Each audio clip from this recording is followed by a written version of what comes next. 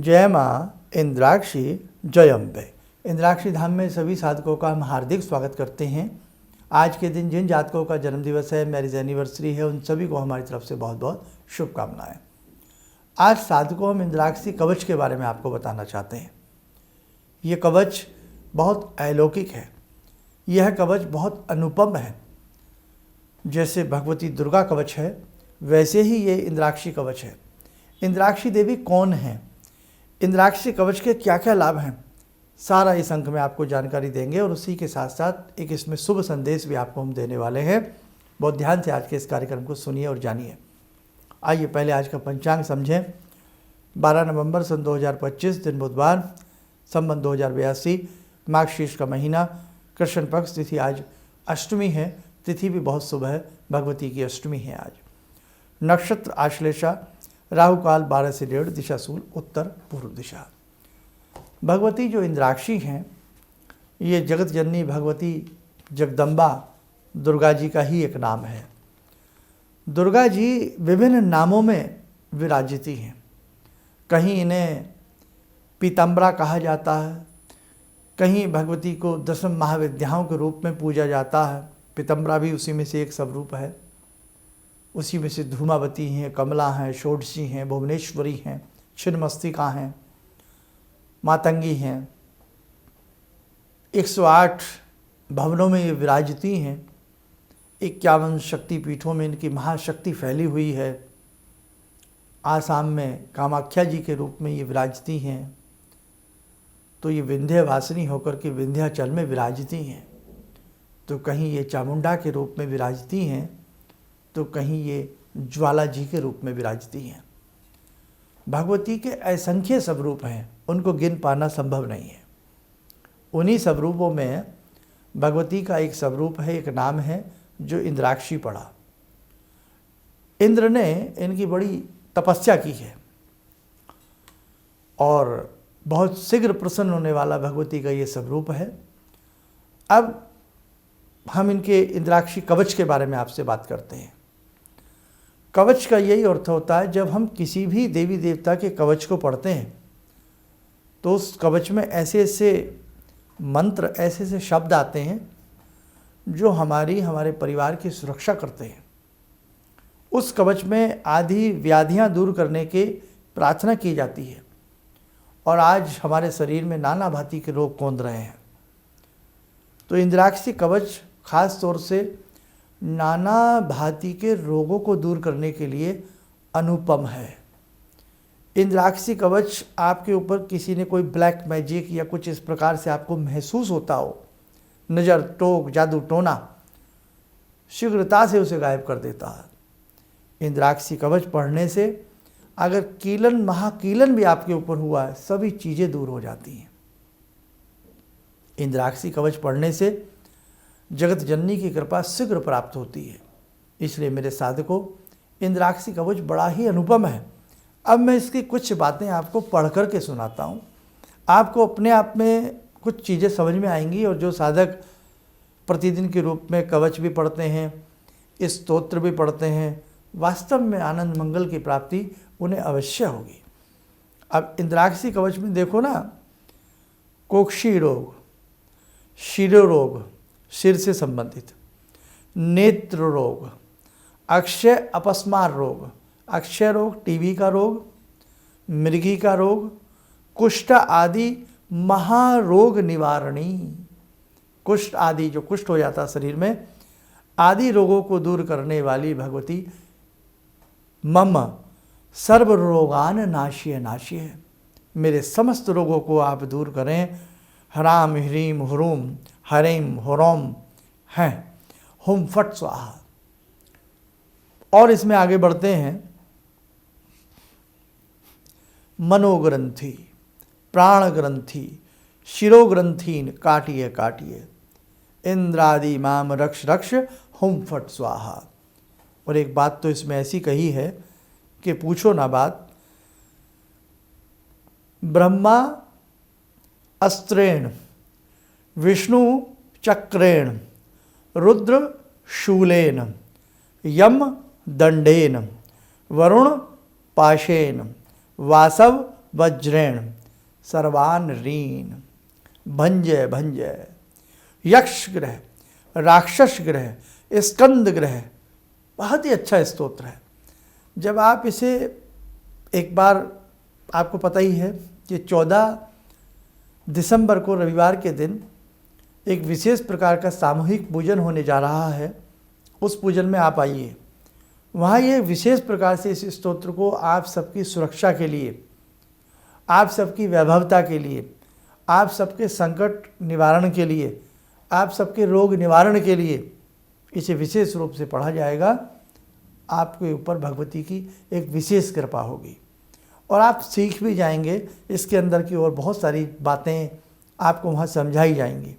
तो इसलिए जितने भी इंद्राक्षी धाम से जुड़े दीक्षित साधक हैं वो तो आने का प्रयास करें ही करें। इसके अलावा जितने भी हमारे अन्य साधक हमें सुनते जानते हैं, अगर आपको मौका प्राप्त हो, जगत जननी की कृपा हो, तो आप जरूर 14 दिसंबर के विशेष पूजन में आएँ। अब हम इसके इंद्राक्षी स्तोत्र में भी आपको कुछ बता देते हैं। इंद्राक्षी स्तोत्र जो है उसमें अनेकों भगवती के देवियों के नाम इसमें समाहित हैं। प्रातःकाल या सायंकाल इस स्तोत्र को पढ़ा जाए तो देवी जगदम्बा की अनुपम कृपा आपको प्राप्त होती है। इंद्राक्षी नाम सा देवी दैवैत समुदाहर्ता गौरी शाकंभरी देवी दुर्गा नाम नीति विश्रुता। कात्यायनी महादेवी चंद्रघंटा महातपा सावित्री साच गायत्री ब्रह्माणी ब्रह्मवादिनी। बहुत अच्छे अच्छे भगवती के इसमें नाम आते हैं और ये भी आपके लिए पढ़े जाएंगे। और इस इंद्राक्षी कवच को, इस इंद्राक्षी स्तोत्र को जो साधक अशांतिग्रस्त रहता हो, तनावग्रस्त रहता हो, रोगों से त्रस्त रहता हो, शत्रुओं से त्राण उसको मिलती रहती हो, नाना भांति से संकट उदय होते रहते हों, आपको लगता हो कोई आपके लिए बुराई सोच रहा है, आपको लगता है कोई आपका हनन कर सकता, आपको लगता है कोई हमारा कुछ कर रहा है, आपको लगता है कि हम ठीक नहीं हैं, आपको लगता है बीमारियां ठीक नहीं होंगी, आप इस स्तोत्र को पढ़ें और साथ में कवच पढ़ें, आप चमत्कार देखें। अब इस कवच स्तोत्र को पढ़ने से पहले एक विनायक स्तोत्र है छोटा सा, वो पढ़ लेना चाहिए। मूषक वाहन मोदक हस्त चामर कर्ण विलंबित सूत्र वामन रूप महेश्वर पुत्र विघ्न विनायक पाद नमस्ते। भगवान श्री विनायक गणपति की इस स्तोत्र से ये स्तोत्र प्रारंभ होता है। इसलिए इस बार का जो 14 दिसंबर का पूजन है वो भगवान गणपति का अभिषेक होगा और 14 दिसंबर को ही इंद्राक्षी कवच और स्तोत्र का पाठ सभी साधकों के लिए सामूहिक रूप से कराया जाएगा। विनियोग है, इसमें विनियोग कर लेना चाहिए। फिर अंगन्यास है, उंगलियों को टच किया जाता है अंगन्यास में। और फिर हृदयादि न्यास है, जैसे ओम इंद्राक्षी थी हृदयाय नमः, हृदय को छुआ जाता है। जब आप वहाँ आएंगे तो बहुत सारी बातें आपको बताएंगे भी। फिर माँ इंद्राक्षी का ध्यान है। फिर इंद्र वाच है, इंद्र क्या कह रहे हैं वो है। और उसके बाद फिर इंद्राक्षी कवच प्रारंभ होता है और कवच के बाद फिर इंद्राक्षी स्तोत्रम प्रारंभ होता है। जो साधक इसे रेगुलर वे में पढ़ते हैं, आपके घर में भगवान न करे कोई हारी बीमारी हो, कोई बच्चा कोई नज़र टोक खा ले, तो 2-4 बारी ही इसको पढ़ करके उस पर जल का छींटा देना, फूंक मारना या मयूर पंख से पच्छप से उसको झाड़ देना, तब भी तो उसको आराम मिलने लगता है। हमारे सत्य सनातन धर्म में बड़े बड़े उच्च कोटि के स्तोत्र कवच आदि हैं। बस हमें वो करने का तरीका आना चाहिए और उस तरीके के साथ साथ हमारे उस देव या देवी के प्रति सुंदर भाव होने चाहिए, कल्याण अवश्य होता है। आइए समय और चला आज की ध्यान साधना का जुड़ते हैं भगवती माँ इंद्राक्षी से। ओम सिंदूरारुण विग्रहां त्रिनयनां माणिक्यमूले स्फुरात् स्तारानायक शेखरं स्मितमुखी भापेन वक्षोरुवां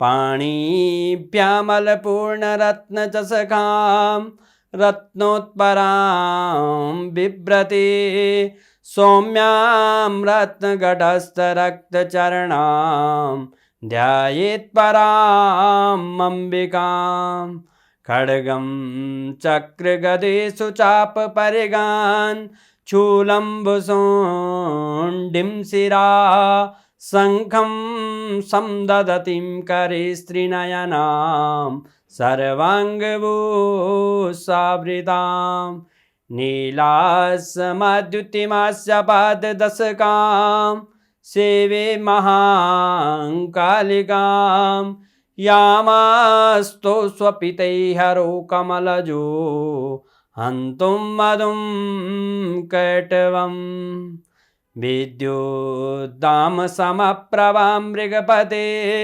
स्कन्दस्थितां भीषणां कन्या विहकरवालखेटविलसा धस्ताविरासेवितां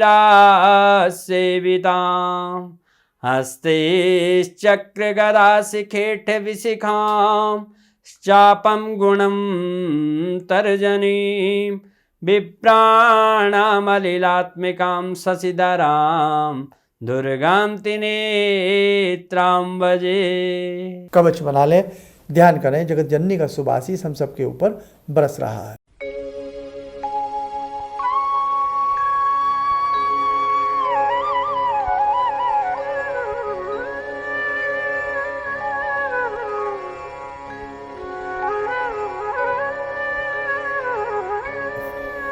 ओम बोलते हुए नेत्र खोलें, सामान्य हो जाए। देखो साधकों, 14 दिसंबर का ये विशेष पूजन है। ये पूजन सभी के लिए निःशुल्क है, कोई भी साधक इसमें भाग ले सकता है। रविवार का दिन है, सुबह 10 बजे से ये पूजन प्रारंभ हो जाएगा, 1-1:30 बजे तक रहेगा। उसके बाद प्रसाद आदि वितरण, आरती आदि के बाद ये समापन हो जाएगा। जो लोकल लोग हैं सुबह आएँ, शाम को आराम से वो जा सकते हैं।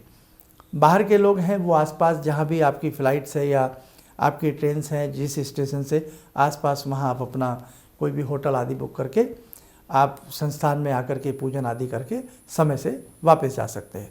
तो हम ऐसा ही प्रयास करेंगे, किसी का समय व्यर्थ ना हो, सभी को टाइमली अपनी ट्रेन्स फ्लाइट्स मिल जाएं। तो आप बहुत अच्छे से इस पूजन में आने का प्रयास करिएगा।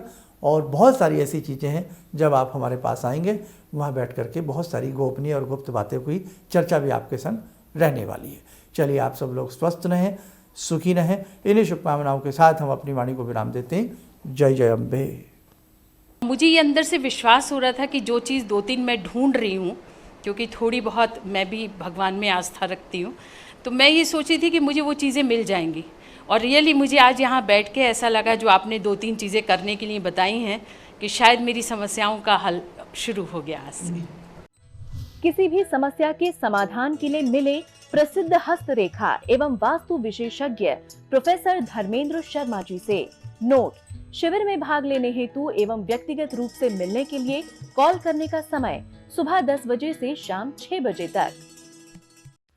हमारे विभिन्न ज्ञानवर्धक कार्यक्रम देखने के लिए आप हमें अभी सब्सक्राइब करें, बेल आइकन को प्रेस करें ताकि आप देख सकें हमारा कार्यक्रम सबसे पहले। और अधिक जानकारी के लिए फेसबुक पेज को लाइक करना न भूलें।